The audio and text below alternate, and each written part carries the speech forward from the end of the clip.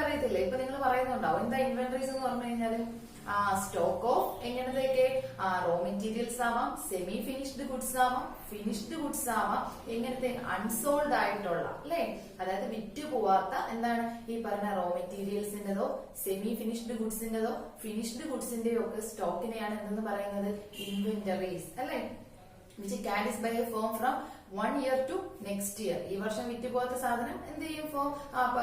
Closed stock ആയിട്ട് അല്ലെ, കഴിഞ്ഞ വർഷത്തെ സ്റ്റോക്ക് അല്ലേ ആയിട്ട് അടുത്ത ബിസിനസ് ഇയറിലേക്ക് അടുത്ത വർഷത്തേക്ക് അത് നീക്കി വെക്കും അല്ലെ. സ്റ്റോക്ക് നിങ്ങൾ പഠിച്ചതാണ്, നിങ്ങൾ എക്കണോമിക്സിലും പഠിച്ചിട്ടുണ്ട്, അവിടെ എന്താണ് അക്കൗണ്ടൻസിയിലും ബിസിനസ്സിലും ഒക്കെ നിങ്ങൾക്ക് ഈ കാര്യം, പ്രത്യേകിച്ച് അക്കൗണ്ടൻസിയിൽ നിങ്ങൾ സ്റ്റോക്ക് എന്ന് പറഞ്ഞിട്ട് പഠിച്ചു പോകുന്ന കാര്യമാണ് അല്ലെ. അപ്പൊ സ്റ്റോക്ക് എന്ന് പറഞ്ഞാൽ എന്താണ്? സ്റ്റോക്ക് മീൻസ് അല്ലെങ്കിൽ സോറി ഇൻവെന്ററീസ് മീൻസ് എന്താണ്? Inventories means stock of unsold, വിറ്റ് പോകാത്ത unsold semi finished goods, finished goods, അതുപോലെ തന്നെ raw materials etcetera a firm carries from 1 year to the next year അല്ലെ. അപ്പൊ ഇതാണ് ഇൻവെന്ററീസ് എന്ന് പറഞ്ഞാൽ. അപ്പൊ വിറ്റ് പോകുന്ന സാധനങ്ങൾ ഫോം ഈ വർഷത്തിൽ നിന്ന് അടുത്ത വർഷത്തേക്ക് കൊണ്ടുപോകുന്നത്, that is known as inventories. ഇനി അതിന്റെ കൂടെ തന്നെ ഞാൻ എന്താണ് അപ്പം ഇൻവെന്ററി ഏതിൽ വരും? സ്റ്റോക്ക് ആണെന്ന് നമ്മൾ പറഞ്ഞു കഴിഞ്ഞു. അപ്പൊ സ്റ്റോക്കിൽ തന്നെയാണ്. ഇനി എന്താണ് ഫ്ലോയിൽ വരുന്ന ഒരു കോൺസെപ്റ്റ് ഇൻവെന്ററിയിൽ ഉണ്ടെന്ന് ഞാൻ പഠിപ്പിച്ചു, ചേഞ്ച് ഇൻ ഇൻവെന്ററീസ് അല്ലെ, ഓർക്കുന്നുണ്ടോ? അപ്പൊ ചേഞ്ച് ഇൻ ഇൻവെന്ററി എന്ന് പറഞ്ഞാൽ ഫ്ലോ കോൺസെപ്റ്റ് ആണ്. അതിന് ഞാനൊരു റീസണും പറഞ്ഞു. എന്താണ് ഫ്ലോ, എന്താണ് സ്റ്റോക്ക് എന്ന് ബേസിക്കലി അറിയാം. Stock means it is an economic variable which is measured at A point of time അല്ലെ. ഇനി ഫ്ലോ ആണെങ്കിലോ economic variable it is measured at A period of time which is known as flow. അപ്പൊ പറയാം point of ടൈമിലും period of ടൈമിലും. അപ്പൊ stock means at A moment എത്രയാണ് നമുക്ക് ഈ പറഞ്ഞ റോ മെറ്റീരിയൽ എത്ര ഉണ്ടെന്നും അതേപോലെ തന്നെ എന്താണ് semi finished products finished products എത്ര ഉണ്ടെന്ന് നമുക്ക് ഓൺ ദി സ്പോട്ടിൽ അത് കൗണ്ട് ചെയ്ത് നോക്കി പറയാൻ പറ്റും. So it comes under stock. Then next is ഫ്ലോയിൽ വരുന്ന കോൺസെപ്റ്റ് ആണ് ഞാൻ പറഞ്ഞത് ചേഞ്ച് ഇൻ ഇൻവെന്ററി അല്ലെങ്കിൽ ചേഞ്ച് ഇൻ ഇൻവെന്ററീസ്. എന്താണ് അത്? ഇൻവെന്ററിയിൽ നിന്നുള്ള വ്യതിയാനം അല്ലെങ്കിൽ മാറ്റം എന്ന് പറയുമ്പോൾ ഞാൻ നേരത്തെ പറഞ്ഞു, ഒരു ബിസിനസ് ഇയറിൽ നിന്ന് അടുത്ത ബിസിനസ് ഇയറിൽ ഈ ഫോം എന്താണ് വിറ്റുപോകാത്ത സാധനങ്ങൾ അങ്ങോട്ടേക്ക് കൊണ്ടുപോകുന്നത്. അപ്പൊ സ്റ്റോക്ക് എന്ന് പറയുമ്പോൾ ഈ കഴിഞ്ഞ വർഷത്തിൽ നിന്ന് ഈ വർഷത്തേക്ക് എന്താണ് അത് കൊണ്ടുപോകുമ്പോൾ വരുന്ന ഒരു ദീർഘമായ ഒരു ടൈം പീരീഡിലെ കാര്യമാണ് പറയുന്നത്. ക്ലിയർ ആവുന്നുണ്ടോ? ഈ ഇയറിൽ നിന്ന് അടുത്ത ഇയറിലേക്ക് ഇല്ലേ, നമ്മൾ ഒരു ബിസിനസ് ഇയർ അല്ലെങ്കിൽ കഴിയുമ്പോഴത്തേക്കും നമ്മൾ എന്ത് ചെയ്യുന്നു? അതിന്റെ എല്ലാം കണക്കെടുപ്പ് നടത്തിയത് മാറ്റിവെക്കാറുണ്ട്. അടുത്ത ഇയറിലേക്കാണ് നമ്മൾ അല്ലെ അടുത്ത വീണ്ടും ബാലൻസ് ഷീറ്റ് ഒക്കെ പ്രിപ്പയർ ചെയ്ത് പോകാറുണ്ട്. അപ്പൊ അതുപോലെ എന്താണ് അങ്ങനെ ഒരു ട്രാൻസ്ഫോർമേഷൻ അടുത്ത പീരീഡിലേക്ക് പോകുമ്പോൾ ഉള്ള സ്റ്റോക്കാണ് എന്താണ് ഇവിടുത്തെ ക്ലോസിംഗ് സ്റ്റോക്ക്. അടുത്ത പീരീഡിൽ എത്തുമ്പോൾ ഈ സ്റ്റോക്ക് എന്തായി മാറും? ഓപ്പണിംഗ് സ്റ്റോക്ക് ആയിട്ട് മാറും. സോ അപ്പൊ ചേഞ്ച് ഇൻ ഇൻവെന്ററി എന്ന് പറഞ്ഞു കഴിഞ്ഞാൽ എന്താണ്? Closing stock minus opening stock ആണ്. സോ അത് ഏതിൽ വരും എന്ന് പറഞ്ഞു കഴിഞ്ഞു? മുൻപേ പഠിച്ചതാണ്. ഏതിൽ വരും? ഫ്ലോ കോൺസെപ്റ്റിൽ വരും എന്ന് പറഞ്ഞു. സോ ചേഞ്ച് ഇൻ ഇൻവെന്ററി ഏതിൽ വരുന്നതാണ്? ഫ്ലോ കോൺസെപ്റ്റിലും. സ്റ്റോക്ക് എന്ന് പറഞ്ഞ ഇൻവെന്ററി എന്ന് പറഞ്ഞു കഴിഞ്ഞാൽ സ്റ്റോക്ക് കോൺസെപ്റ്റിലുമാണ് വരുന്നത്. ഇതിപ്പോ ഞാൻ ഇവിടെ പറയാനുണ്ടായ കാര്യം, ഇതിനകത്ത് 1-2 നമ്മൾ ഇൻവെന്ററി ഒക്കെ ഓൾറെഡി പഠിച്ച് കഴിഞ്ഞ കാര്യങ്ങളാണ്. പക്ഷെ ഇതിനകത്ത് 1-2 കാര്യങ്ങൾ മെൻഷൻ ചെയ്യാൻ വിട്ടുപോയി. കഴിഞ്ഞ എക്സാമിന് 3 മാർക്കിനും 2 മാർക്കിനും ഒക്കെ ഇതിനകത്തുള്ള 1-2 കാര്യങ്ങൾ ചോദിച്ചിട്ടുണ്ട്. അപ്പൊ അതുകൊണ്ട് നമുക്ക് പറയാൻ വേണ്ടിയിട്ടാണ് ഞാൻ ഇതിനിടയ്ക്ക് ഇപ്പം ചാപ്റ്റർ കവർ ചെയ്യുമ്പോൾ നമുക്കെല്ലാം കംപ്ലീറ്റ് ചെയ്ത് പോകണ്ടേ. അപ്പൊ ഇനി ഒത്തിരി പോർഷൻസ് കിടക്കുന്ന ഈ ചാപ്റ്ററിൽ വലിയൊരു ചാപ്റ്റർ ആണ്. അപ്പൊ എന്നാലും അതിന്റെ ബാക്കി നമ്മള് എവിടേക്കോ കുറച്ച് ഏരിയാസ് എന്താണ് സ്കിപ്പ് ചെയ്തിട്ടാണ് പോയതെന്ന് ഞാൻ മനസ്സിലാക്കിയപ്പോഴാണ് അതുകൂടെ കവർ ചെയ്തിട്ട് നമ്മൾ പോകുന്ന എഴുതി നോക്കുക. അപ്പോ ഈ ചേഞ്ച് ഇൻ ഇൻവെന്ററിക്ക് ഞാൻ വേറെ ഒരു ഇക്വേഷൻ പറഞ്ഞിട്ടുണ്ട്, ഓർമ്മയുണ്ടോ? എന്താണ് ചേഞ്ച് ഇൻ ഇൻവെന്ററി എന്ന് പറഞ്ഞാൽ ഒരു രീതിക്ക് നമുക്ക് പറയാം closing stock minus opening stock, അല്ലെങ്കിൽ എന്ത് പറയാം production of A form minus sales of A form. Clear ആവുന്നുണ്ട്? 2 ഇക്വേഷൻ ആണ് ചേഞ്ച് ഇൻ ഇൻവെന്ററിക്ക്. ഒന്നുകിൽ എന്താണ് closing stock minus opening stock, അല്ലെങ്കിൽ എന്ത് പറയാം production of A form minus sales of A form. ഫോമിന്റെ ഉൽപാദനത്തിൽ നിന്ന് അതിന്റെ വിൽപ്പന കുറയ്ക്കുമ്പോൾ ബാക്കി എന്താണോ അവിടെ എന്താണ് റിമെയിൻ ചെയ്യുന്നത് അതിന് നമുക്ക് എന്ത് പറയാം? സ്റ്റോക്ക് എന്ന് പറയാൻ പറ്റും, സോറി ഇൻവെന്ററി എന്ന് പറയാൻ പറ്റും. ക്ലിയർ ആവുന്നുണ്ടോ? ചേഞ്ച് ഇൻ ഇൻവെന്ററി ബാക്കി എന്തുണ്ട് അതിന് നമുക്ക് ചേഞ്ച് ഇൻ ഇൻവെന്ററി എന്ന് പറയാൻ പറ്റും. സോ ഈ 2 ഇക്വേഷൻസിൽ ഏത് വേണമെങ്കിലും എക്സാമിന് ചോദിക്കാം. ഓക്കെ, അപ്പൊ അത് ശ്രദ്ധിച്ചു വെച്ചോളാം. വാട്ട് ഈസ് ഇൻവെന്ററി എന്ന് ചോദിക്കുന്നതിനേക്കാളും ചോദിക്കാൻ ചാൻസ് ഉള്ളത് ഈ ചേഞ്ച് ഇൻ ഇൻവെന്ററി ആയിരിക്കും. ഇത് ഞാൻ ഓൾറെഡി പഠിപ്പിച്ച കാര്യമാണ്. ഇനിയാണ് നമ്മൾ പഠിക്കാത്ത, അതായത് പറയാത്ത കാര്യത്തിലേക്ക് പോകുന്നത്. ഇൻവെന്ററി തന്നെ 2 തരമുണ്ട്. That is planned inventory and unplanned inventory. നോക്കുക, inventory is categorised into 2, planned and unplanned inventories. ഇനി what is unplanned inventory? Unplanned inventory is categorised into 2. രണ്ടായിട്ട് കാറ്റഗറൈസ് ചെയ്യുന്നുണ്ട്. First is unplanned accumulated and unplanned de accumulated, അല്ലെങ്കിൽ ഇതിനെ നമ്മൾ പറയും accumulated inventory and decumulated inventory. Accumulated inventory and decumulated inventory എന്താണ്, അല്ലെങ്കിൽ D accumulated inventory എന്നും പറയാറുണ്ട്. എന്താണിത്?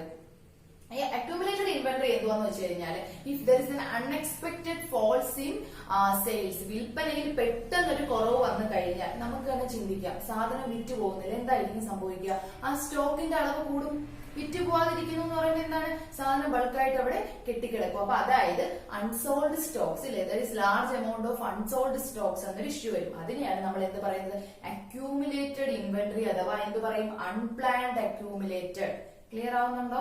അപ്പോ അൺപ്ലാൻഡിന്റെ കാറ്റഗറിയിൽ വരുന്ന രണ്ട് കാര്യങ്ങളാണ് എന്തൊക്കെ? അൺപ്ലാൻഡ് അക്യൂമുലേറ്റഡും അൺപ്ലാൻഡ് ഡിക്യൂമുലേറ്റഡ്. ഓക്കെ, അപ്പൊ ഇത് തന്നെ അക്യൂമുലേറ്റഡ് ഇൻവെന്ററിയും ഡി അക്യൂമുലേറ്റഡ് ഇൻവെന്ററി എന്നും പറയാറുണ്ട്. എക്സാമിന് കഴിഞ്ഞ പ്രാവശ്യം ചോദിച്ചതാണ് what is accumulated inventory, what is decumulated inventory. അപ്പൊ അക്യൂമുലേറ്റഡ് ഇൻവെന്ററി എന്ന് പറഞ്ഞു കഴിഞ്ഞാൽ if there is an unexpected fall in sales, വിൽപ്പനയിൽ കുറവ് വന്നാൽ അവിടെ എന്താണ് നമുക്കറിയാം, എന്തായിരിക്കും അവിടുത്തെ സിറ്റുവേഷൻ?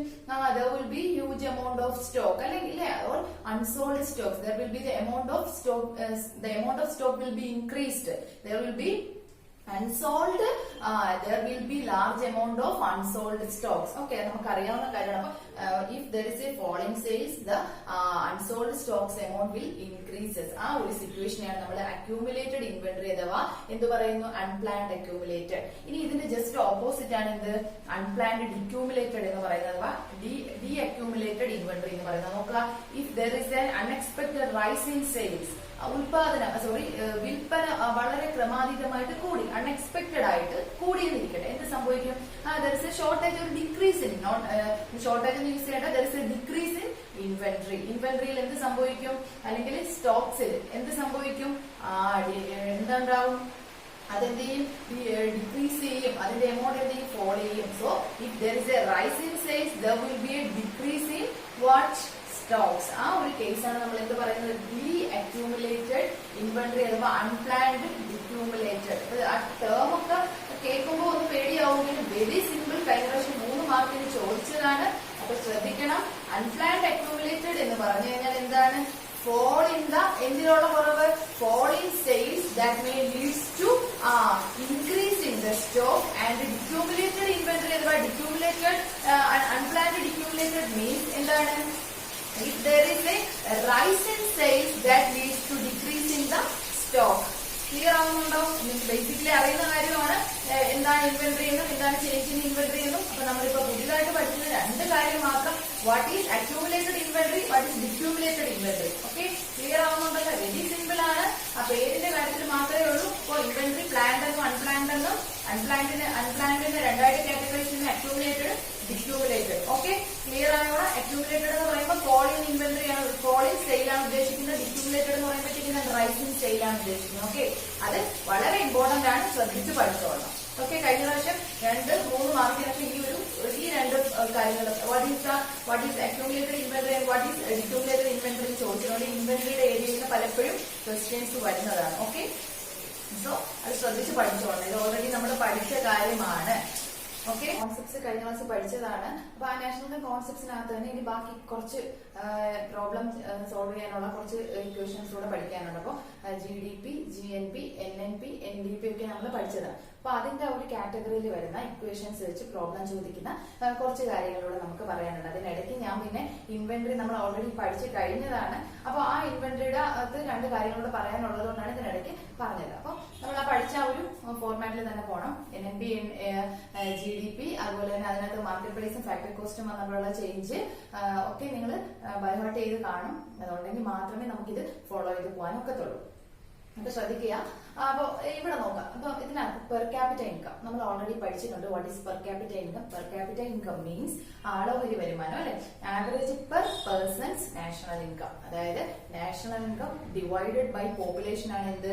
പെർ ക്യാപിറ്റ ഇൻകം എന്ന് പറയുന്നത്. ഓക്കെ, അതായത് എന്താണ്? ഒരു രാജ്യത്തെ ദേശീയ വരുമാനത്തെ അവിടുത്തെ ജനസംഖ്യ കൊണ്ട് ഭാഗിക്കുമ്പോൾ കിട്ടുന്നതാണ് എന്ത്?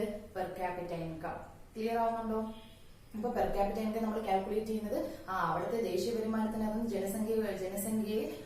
ദേശീയ വരുമാനത്തെ ജനസംഖ്യ കൊണ്ട് ഭാഗിക്കുമ്പോൾ, അതായത് അപ്പൊ നമുക്ക് അവിടെ എന്തറിയാൻ പറ്റും, ഒരു വ്യക്തിയുടെയും വരുമാനം, അതായത് വ്യക്തിക്ക് ശരാശരി എത്ര എന്നുള്ളൊരു കണക്കറിയാൻ പറ്റും. അപ്പൊ അത് വെച്ചിട്ട് നമുക്ക് കാൽക്കുലേറ്റ് ചെയ്യും ആ രാജ്യം വികസന പാതയിലാണോ, അല്ലെങ്കിൽ അവിടുത്തെ ജനസംഖ്യ അല്ലെങ്കിൽ അവിടുത്തെ ജനങ്ങൾക്ക് സഫീഷ്യന്റ് ആയിട്ട് എന്താണ് ജീവിക്കാനുള്ള ഒരു സാഹചര്യം രാജ്യത്തുണ്ടോ, ഒരു വ്യക്തി ഇൻഡിവിജ്വലി എന്താണ് പ്രോഗ്രസീവ് ആവുന്നുണ്ടോ, ഓരോ വ്യക്തിയുടെയും ലൈഫ് സ്റ്റൈല് അല്ലെങ്കിൽ ബെറ്റർ സ്റ്റാൻഡേർഡ് ഓഫ് ലിവിംഗ്, അവരുടെ തന്നെ എന്താണ് അവർ പോവർട്ടിയിൽ നിന്നെല്ലാം എന്താണ് ബെറ്റർ ആയിട്ട് എല്ലാവരും എന്താണ് BPL അല്ലെങ്കിൽ APL ആ ഒരു അറ്റ്ലീസ്റ്റ് എന്താണ് ഗവൺമെന്റിന്റെ കൺസിഡറേഷനിൽ വന്നുകൊണ്ട് ആ ഒരു പരിധിക്കെങ്കിലും അവർക്ക് ബെറ്റർ ആയിട്ട് ജീവിക്കാൻ പറ്റുന്നുണ്ടോ എന്നൊക്കെ നമുക്ക് കാൽക്കുലേറ്റ് ചെയ്യാൻ എന്താണ് പെർ ക്യാപിറ്റ ഇൻകം കൊണ്ട് സാധിക്കും. സോ ഇത് നമ്മൾ കഴിഞ്ഞ വർഷമൊക്കെ പഠിച്ചിട്ടുള്ള കാര്യമാണ് ഈ ഒരു ഇക്വേഷൻ വെച്ചിട്ട്. Okay, national income divided by population ആണ് പെർ ക്യാപിറ്റ ഇൻകം.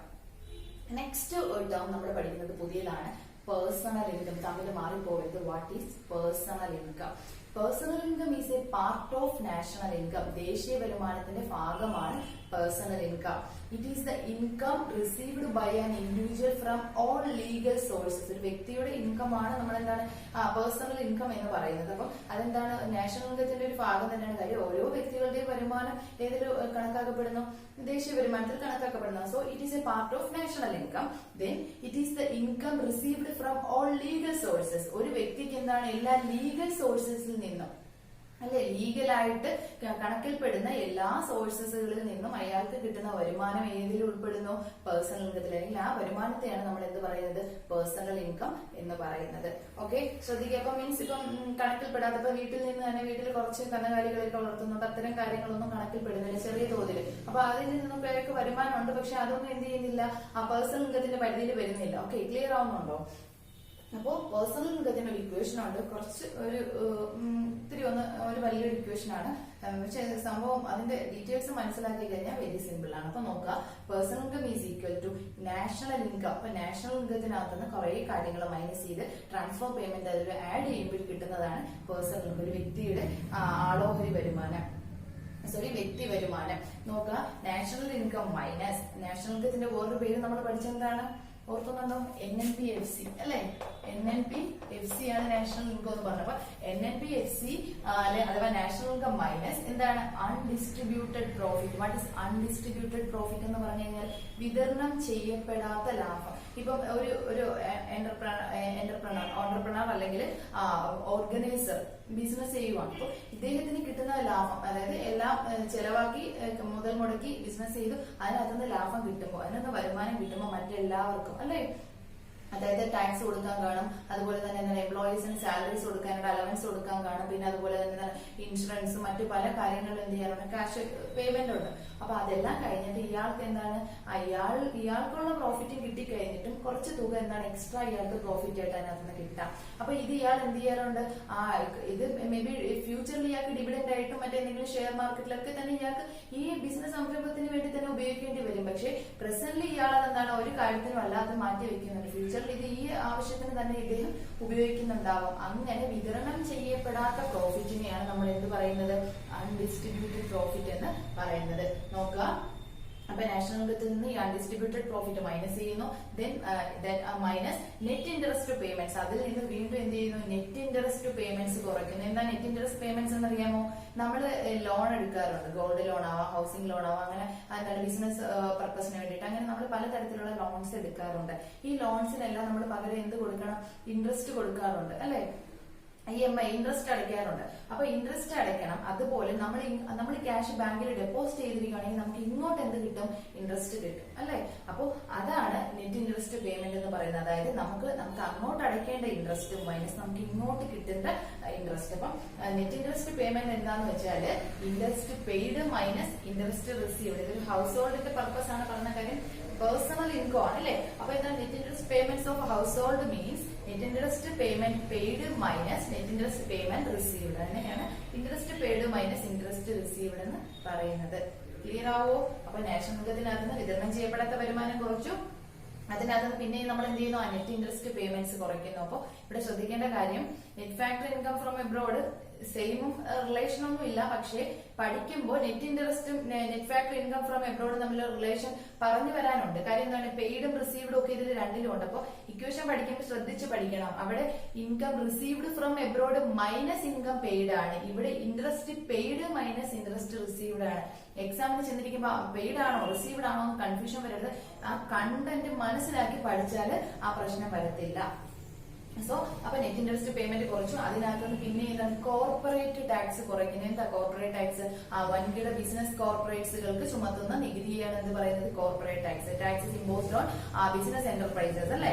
അപ്പൊ ഫോംസിനൊക്കെ ചുമത്തുന്ന നികുതിയാണ് കോർപ്പറേറ്റ് ടാക്സ്. ആ കോർപ്പറേറ്റ് ടാക്സും കുറച്ച ശേഷം അതിനോടൊപ്പം ട്രാൻസ്ഫർ പേയ്മെന്റ് കൂട്ടുന്നു. ട്രാൻസ്ഫർ പേയ്മെന്റ് എന്ന് പറഞ്ഞാൽ എന്താണ്? ഗവൺമെന്റ് നമുക്ക് തരുന്ന ആനുകൂല്യങ്ങൾ, സബ്സിഡീസ് ആവാം, പെൻഷൻസ് ആവാം, അലവൻസ് ആവാം, ഗ്രാന്റുകളാവാം അല്ലെ. അപ്പൊ അത്തരം അലവൻസ് എല്ലാം നമ്മൾ ആഡ് ചെയ്യണമെങ്കിൽ അതിന് ട്രാൻസ്ഫർ പേയ്മെന്റ്സ് എന്ന് പറയാം. അപ്പൊ നോക്കുക, ദേശീയ വരുമാനത്തിനകത്ത് നിന്ന് വിതരണം ചെയ്യപ്പെടാത്ത പ്രോഫിറ്റ് അഥവാ അൺഡിസ്ട്രിബ്യൂട്ടഡ് പ്രോഫിറ്റ് കുറയ്ക്കുന്നു. വീണ്ടും അതിനകത്ത് നമ്മൾ നെറ്റ് ഇൻട്രസ്റ്റ് പേയ്മെന്റ് കുറയ്ക്കുന്നു. അതിൽ നിന്ന് കോർപ്പറേറ്റ് ടാക്സ് കുറയ്ക്കുന്നു. എന്നിട്ട് അതെല്ലാം കുറച്ച ശേഷം അതിനോടൊപ്പം നമ്മൾ ട്രാൻസ്ഫർ പേയ്മെന്റ് കൂട്ടുന്നെങ്കിൽ അതിനെ നമുക്ക് എന്ത് പറയാം? അതാണ് ഒരു വ്യക്തിയുടെ വരുമാനം. That is personal income. നേരിട്ട് പെർ ക്യാപിറ്റൽ ഇൻകം എന്ന് പറഞ്ഞാൽ എന്താണ്?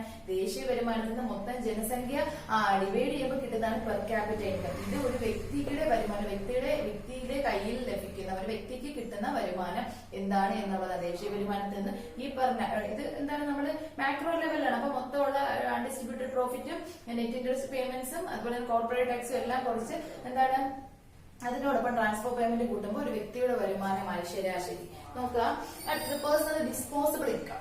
ശ്രദ്ധിക്കേണ്ട കാര്യമാണ്. അപ്പം പേഴ്സണൽ ഇൻകം എന്ന് പറഞ്ഞാൽ it's a part of national income. It is income received by an individual from all legal sources. എല്ലാ ലീഗൽ സോഴ്സസിൽ നിന്നും ഒരു ഇൻഡിവിജ്വലിന് കിട്ടുന്ന ഇൻകം ആണ് എന്ത് പറയാം? Personal income.